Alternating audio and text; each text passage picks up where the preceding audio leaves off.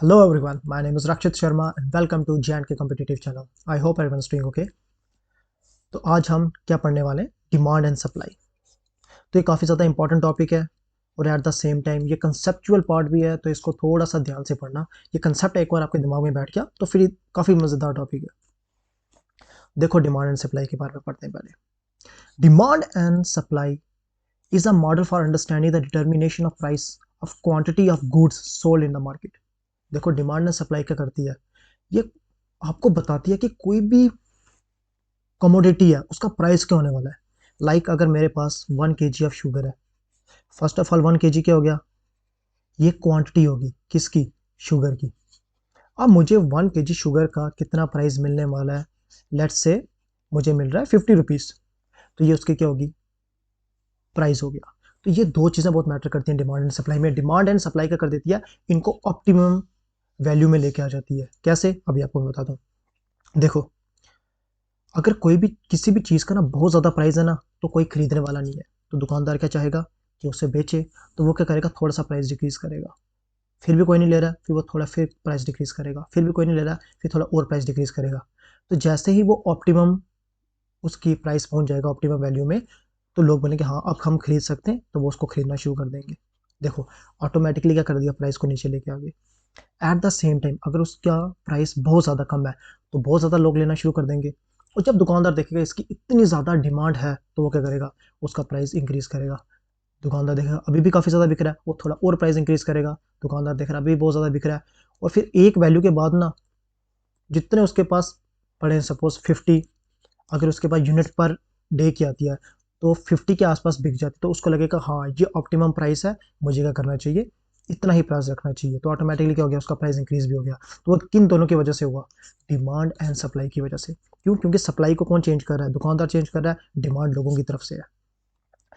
In market economic theories, demand and supply theory will allocate resource in a most efficient way possible. अभी हमने देखा कि किस तरीके से उन्होंने एफिशिएंट वे से क्या किया, उसको इक्विलिब्रियम स्टेट में लाया, उसको ऑप्टिमम स्टेट में लाया।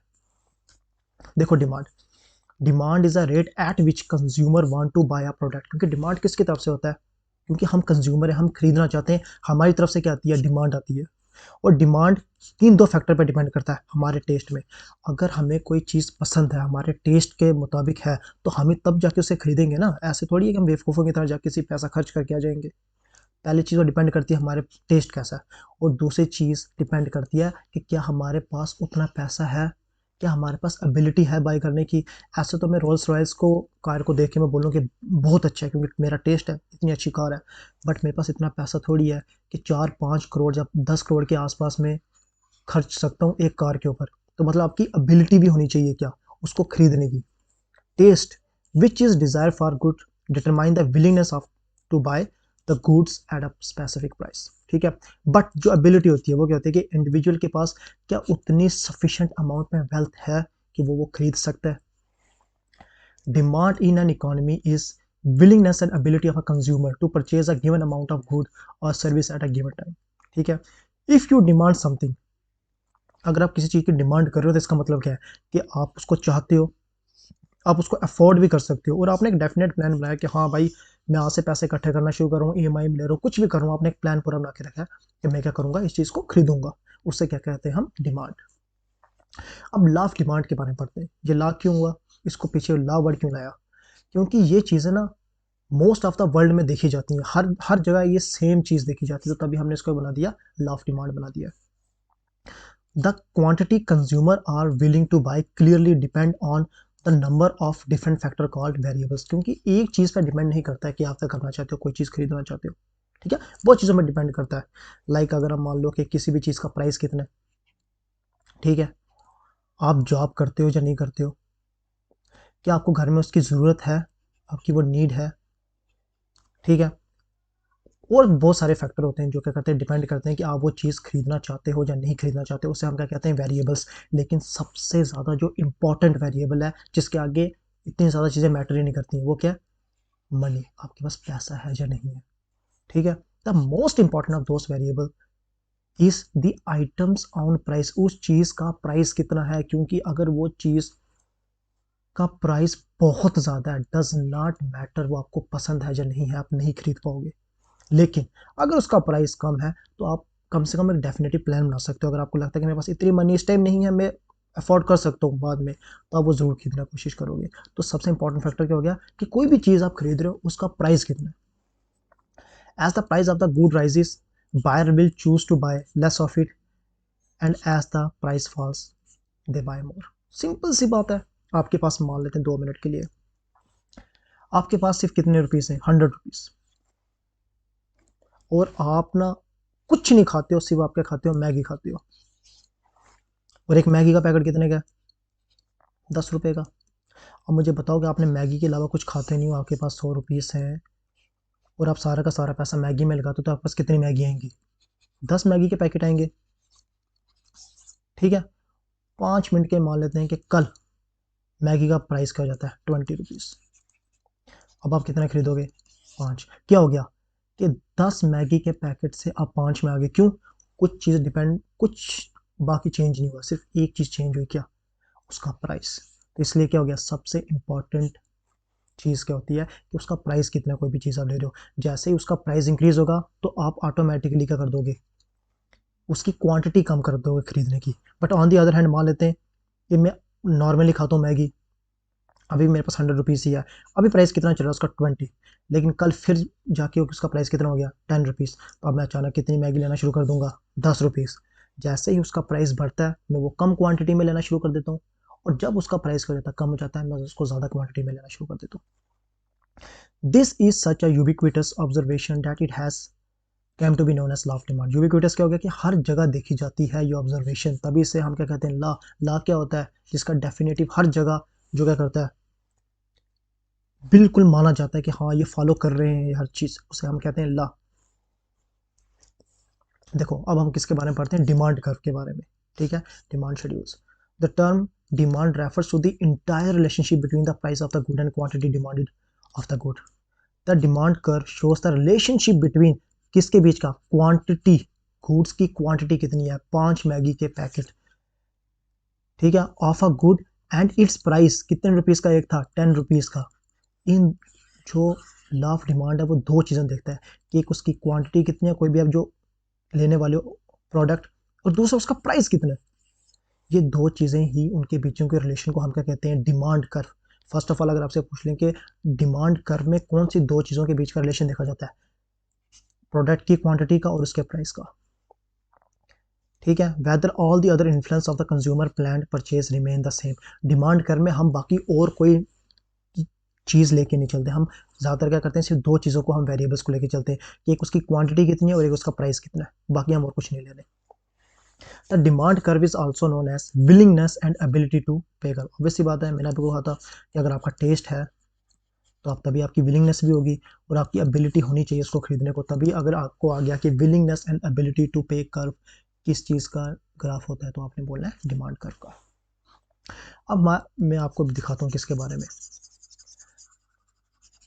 ग्राफ के थ्रू बताता हूँ कि डिमांड कर्व बनाया कैसे जाता है। देखो, अगर आपने कभी ग्राफ के बारे में पढ़ा हो तो आपको पता होना चाहिए, ये होता है कौन सा, एक्स एक्सिस, और ये होता है कौन सा, वाई एक्सिस। इस तरफ जाओगे तो ये माइनस नेगेटिव एक्स एक्सिस की तरफ आ जाता है, और नीचे नेगेटिव वाई एक्सिस की तरफ आ जाता है। तो इसको तरफ आपको ध्यान देने की जरूरत नहीं है, आपने किसकी तरफ से देखना है, एक्स एक्सिस वाई एक्सिस। और यहाँ पे क्या है, यहाँ पे दोनों जीरो है, दोनों के कोऑर्डिनेट क्या है, 0 0। इस जगह पे, इस जगह पे दोनों जीरो हैं। जैसे हम आगे बढ़ते जाएंगे तो ये होता है पहला एक्स, जैसे मैं यहाँ बढ़ता जाऊंगा तो एक्स की वैल्यू बढ़ती जाएगी। इस पूरी लाइन पे वाई जीरो है, इस पूरी की पूरी लाइन पे वाई जीरो है। क्यों, क्योंकि हमने ऊपर जाना नहीं शुरू किया। जैसे मैं ऊपर जाऊंगा तो वाई की वैल्यू इंक्रीज होगी, मैं आगे जाऊंगा तो एक्स की वैल्यू इंक्रीज होगी। इसका मतलब क्या हुआ, यहाँ पे कितना हो गया, 0 0। अगर मैं यहाँ पे आ गया तो मैं मान लेता हूँ कितने हो गए, 1 0। यहाँ पे आगे जाऊंगा मैं तो कितना हो जाएगा, 2 0। यहाँ पे जाऊंगा 3 0। ऐसे एक्स की वैल्यू इंक्रीज होती जाएगी। अब मैं ऊपर जाऊंगा तो अब यहाँ पे ऊपर की तरफ एक्स की वैल्यू सेम रहेगी और वाई की चेंज होती जाएगी, 0 1 0 2 0 3। देखो, मैंने पहले नंबर वाले को 0 रखा हुआ है क्योंकि पहले नंबर वाला क्या होता है, एक्स। और यहाँ पे मैंने क्या किया हुआ है, दूसरे नंबर वाले को 0 रखा हुआ है क्योंकि दूसरे नंबर यहाँ पे क्या है, वाई। समझ आ गया? यहाँ पे भी y दूसरे नंबर वाला है, यहाँ पे y दूसरे नंबर वाला है। अगर मैं ऊपर जाता हूँ तो y की वैल्यू चेंज होती है, अगर मैं आगे जाता हूँ तो x की वैल्यू चेंज होती है। आई होप ये आपको समझ आ गया होगा। अब हम आगे देखते हैं इसके बारे में। देखो अगर मैं आगे जा रहा हूँ, x की वैल्यू चेंज हो रही है, तो x से हम किस चीज़ को रिप्रेजेंट कर रहे हैं? फर्स्ट ऑफ ऑल x से हम रिप्रेजेंट कर रहे हैं क्वांटिटी, कि मतलब कोई भी हम गुड ले रहे हैं तो उसकी क्वांटिटी कितनी है, और y से हम क्या रिप्रेजेंट कर रहे हैं? उसका प्राइस। ठीक है, ऊपर हम जाएंगे तो हम उसका प्राइस देखेंगे, आगे हम जाएंगे उसकी क्या देखेंगे? क्वांटिटी। तो मान लेते हैं ये 0 हो गया, दोनों का 0 0 है। यहाँ पे हम मान लेते हैं 1, यहाँ पे मान लेते हैं हम 2, और यहाँ पे मान लेते हैं हम 3।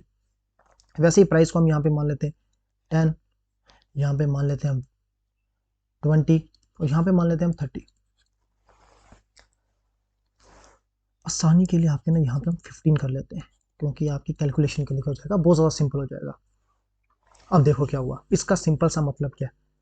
अभी हमने पढ़ा कि जितना ज़्यादा प्राइस क्या होगा, प्राइस जितना ज़्यादा कम होगा, हम क्वांटिटी क्या करेंगे? उतनी ज़्यादा लेंगे। और इसका वाइस वर्सा होगा, जितना ज़्यादा प्राइस होगा हम उतनी कम क्वांटिटी लेंगे। अब कैसे पता चल रहा है, मैं आपको अभी बताता हूँ। देखो ये क्या, क्वांटिटी की बात की गई है, और ये प्राइस की बात की गई है। प्राइस यहाँ पे कितना है इसका? 10 रुपीज़। यहाँ पे कितना है? 15 रुपीज़। यहाँ पे कितना है? 30 रुपीज़। अब मान लेते हैं आपके पास सिर्फ 30 रुपीज़ ही है। अगर आपके पास 30 रुपीज़ है और एक मैगी का पैकेट मान लेते हैं कितने का आता है? 10 रुपीज़ का आ रहा है, इसको 20 कर देते हैं चलो। ठीक है, एक मैगी का पैकेट कितने का आ रहा है? 10 रुपीज़ का। आपके पास टोटल कितने? 30 रुपीज़ आपके पास टोटल है। 10 रुपीज़ का एक मैगी का पैकेट आ रहा है, और 10 रुपये का एक मैगी का पैकेट आएगा, तो हम कितने ले सकते हैं? ये देखो 10 रुपीज़ ये, 30 रुपीज़ ये। अब इन दोनों लाइनों को मैं आगे लेके जाऊंगा, तो ये कहाँ पे जाके कनेक्ट होंगी? यहाँ पे जाके। तो इसका मतलब क्या है कि ये ग्राफ का ये पॉइंट हमें क्या बताता है कि मुझे 10 रुपीज़ में क्या मिला है? एक मैगी का पैकेट मिला है। समझ आ गई? अब मैगी कितने की होगी है? प्राइस इंक्रीज हो गया मैगी का। मैगी का प्राइस कितना हो गया? 20 रुपीज़। ठीक है, सॉरी 20 15 रखते हैं, ठीक है, पहले कंडीशन ठीक की थी। ठीक है, अब मैगी का प्राइस कितना हो गया? 15 रुपीज़। जैसे ही मैगी का प्राइस 15 रुपीज़ हुआ, आपके पास टोटल कितने रुपीज़ है? 30। ठीक है, 15 रुपीज़ में आप कितनी मैगी खरीद पाओगे? सिर्फ 2 मैगी खरीद पाओगे। क्यों? क्योंकि 15 मल्टीप्लाई 2 इज इक्वल टू 30। अब इसको हम वापस सीधा ऊपर लेके जाते हैं, और इसको हम आगे लेके आते हैं, और कहाँ पे काटेगा ये? इधर। अब हम मानते हैं कि प्राइस और ज़्यादा बहुत ज़्यादा हो गया। अब प्राइस कितना हो गया? 30 रुपीज़, और आपके पास थे ही 30। अगर आपके पास भी 30 रुपीज़ थे और एक मैगी का प्राइस भी 30 है, तो आप कितनी मैगी खरीद पाओगे? सिर्फ एक। कितने प्राइस में? 30। आगे चलो, इन दोनों को भी कनेक्ट करो। ये जो तीनों पॉइंट आ रहे हैं वो एक लाइन में आ रहे हैं या नहीं आ रहे? बिल्कुल आ रहे हैं। तो इसका मतलब क्या होता है कि demand curve is always downward sloping curve. देखो नीचे की तरफ स्लोप जा रही है कि नहीं? Is always downward. ये वर्ड काफी ज्यादा इंपॉर्टेंट है, याद रखना, downward sloping curve. I hope ये आपको पता चल गया होगा कि आपने ये डिमांड कर्व कैसे बनाया। देखो सबसे इंपॉर्टेंट फैक्टर है वो किसी भी क्वांटिटी का क्या? प्राइस। लेकिन उसके अलावा भी बहुत ज्यादा फैक्टर होते हैं, लाइक क्या? कि प्राइस ऑफ रिलेटेड गुड कितना है। रिलेटेड गुड क्या हो गया? सिंपल सी बात है, किसकी बात कर रहे हैं हम? पेप्सी लेनी है मुझे, कितने की मिलती है? 20 की बोतल। अगर पेप्सी की बोतल 20 की मिलती है, तो मैं सिर्फ पेप्सी पीऊंगा। कोका कोला की भी कितने की मिलती है? 20 की। तो मैं डज नॉट मैटर मैं 20 की ले रहा हूँ या पेप्सी ले रहा हूँ या मैं कोका कोला ले रहा हूँ। बट जैसे ही क्या होगा कि पेप्सी का प्राइस ऑटोमेटिकली क्या होगा? मान लेते हैं कितना हुआ? 25 रुपीज़। तो मैं क्या करूँगा? शिफ्ट किसकी तरफ कर दूंगा? कोका कोला की तरफ। तो इसका मतलब क्या हुआ कि प्राइस ऑफ रिलेटेड गुड बहुत ज़्यादा मैटर करता है। क्यों? क्योंकि ना, अगर मान लेते हैं 2 मिनट के लिए, चलो पेप्सी 15 की थी, कोका कोला भी कितने की थी?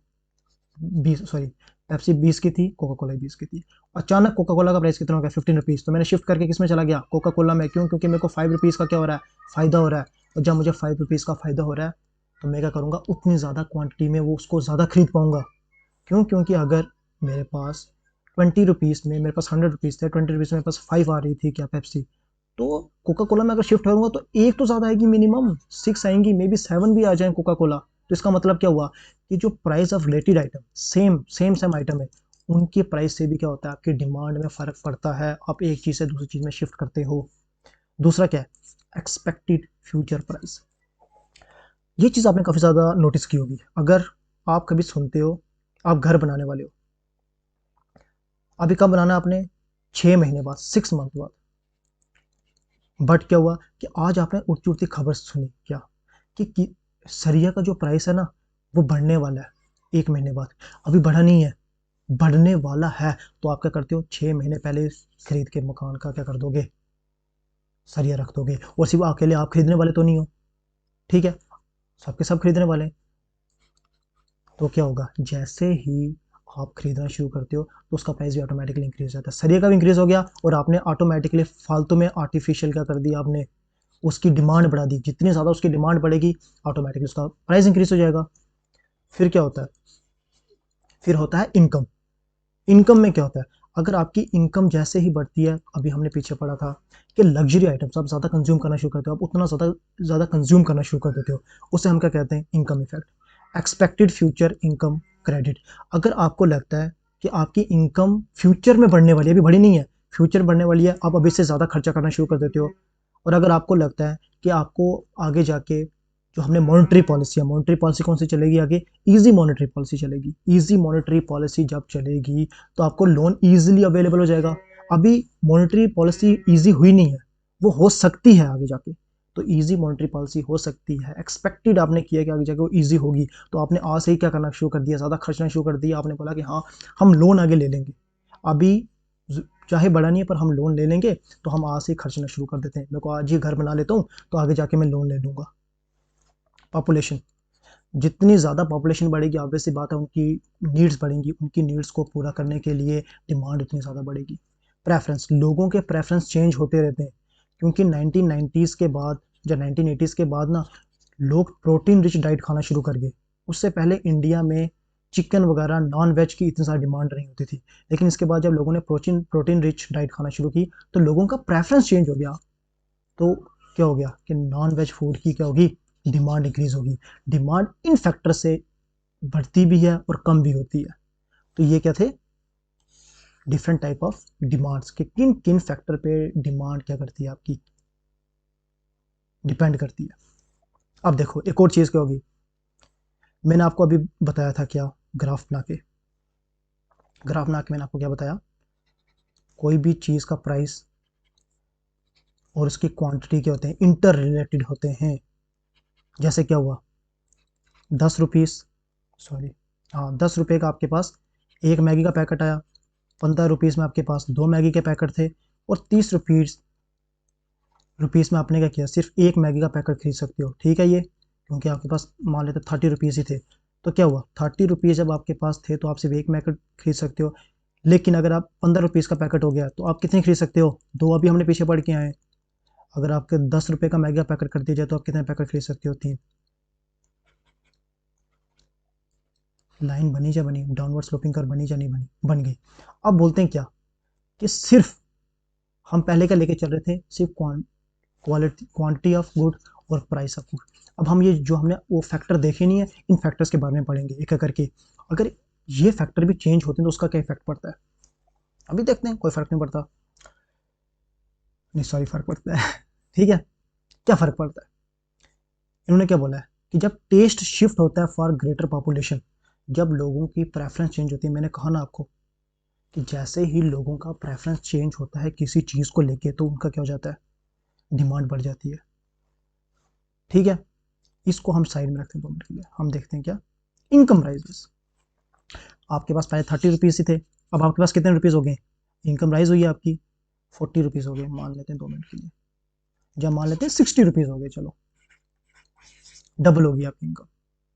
जैसे ही आपकी इनकम क्या होगी, 40, 50, 60। जैसे ही आपकी इनकम इंक्रीज हुई ना, तो आपकी ना स्पेंड करने की कैपेसिटी बढ़ गई है। और स्पेंड करने की जब आपकी कैपेसिटी बढ़ेगी तो क्या होगा, आप ज़्यादा मैगी के पैकेट लोगे। अगर आप 10 रुपए का अगर आपको मैगी का पैकेट मिल रहा है ना, तो आप कितने पैकेट खरीद सकते हो।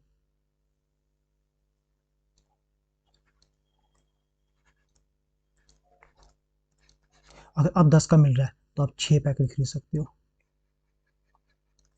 ठीक है, कैसे, देखो 10 रुपए के 6। अगर आपको 15 रुपए का पैकेट मिल रहा है तो आप कितने खरीद सकते हो, 4। देखो ये आगे आ रहा है 15 से आगे, 15 के आप कितने पैकेट खरीद सकते हो, 4। ठीक है, अगर आप 30 रुपीज़ का पैकेट लोगे, अगर आपको मिल रहा है तो आप कितने खरीद सकते हो, 2। इसका मतलब क्या हुआ, 30 का पैकेट आपको कितने मिल सकते हैं, 2। अगर अब मैं इन 3 पॉइंट को कनेक्ट करूं तो क्या हो रहा है, जैसे ही आपकी इनकम राइज होगी तो जो आपका डिमांड कर्व है वो किसकी तरफ शिफ्ट करेगा, राइट की तरफ शिफ्ट करेगा, राइट की तरफ।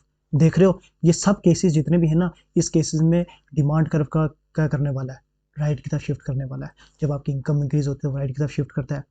जब प्राइस ऑफ सब्सटीट्यूट गुड और कम्प्लीमेंट्री गुड आगे हम जाके पढ़ेंगे इन दोनों के बारे में, तो आपको मैं उस टाइम वापस ये समझाऊंगा। ठीक है, अभी मैंने क्या बात की, फ्यूचर एक्सपेक्टेशंस। जैसे ही आपको लगता है कि आगे प्राइस बढ़ने वाला, आगे मेरी इनकम बढ़ने वाली है, जो कुछ ही बढ़ने वाली है, तो आप पहले ही पैसा ज़्यादा खर्चना शुरू कर देते हो। तो आप जितना ज़्यादा पैसा खर्च करोगे तो डिमांड कर्व क्या होगी, राइट की तरफ शिफ्ट करेगी। आपका प्रेफरेंस बढ़ गया, आप ज़्यादा मैगी खाना और ज़्यादा मैगी खाना शुरू कर दिया आपने, तो क्या हुआ कि वो राइट की तरफ शिफ्ट करेगी। जितना ज़्यादा आप उसकी वो ज़्यादा कंज्यूम करना शुरू करोगे, जितना ज़्यादा आप क्या करोगे, आपकी इनकम बढ़ रही है, जितना ज़्यादा आपको क्रेडिट मिल रहा है, तो ये डिमांड कर हमेशा क्या करेगी, राइट की तरफ शिफ्ट करेगी। बट लेफ्ट की तरफ कब करेगी, अभी देख लेते हैं। 10, 20, 30, 40, 50, 60 सेम लेके चलते हैं वो। ठीक है, 1, 2, 3, 4, 5, 6। आपके पास 60 रुपीज़ थे। ठीक है, बट आपको क्या लग रहा है कि फ्यूचर में ना एक्सपेक्टेशन क्या है आपकी, आपके क्या होने वाला है कि आपको लगता है कि आप फ्यूचर में जाके क्या कर सकते हो, ज़्यादा नहीं खरीद पाओगे। जो उस चीज़ की पॉपुलैरिटी कम हो रही है, जैसे उसकी पॉपुलैरिटी कम होगी, सपोज़ कि आपके पास 60 रुपीज़ हैं, आप पहले सबके सब मैगी खाते थे, और अब आपको लग रहा है कि मैगी उतनी टेस्टी भी नहीं है। ठीक है, पहले आप क्या करते थे, मैगी खाते थे 60 रुपीज़ की। ठीक है, 60 रुपये आपके पास था टोटल, आप 60 के 60 रुपीज़ की मैगी खाते थे। और अगर उसका 10 रुपये प्राइस होता था तो आपको कितनी महंगी मिलती थी, 6। ठीक है, अगर उसका 20 रुपये होता तो आपको कितनी मिलती थी, 4। अगर 30 होता तो आपको कितनी मिलती थी, 2। तो ये देखो, ऐसे क्या था वो, डाउनवर्ड स्लोपिंग करता। बट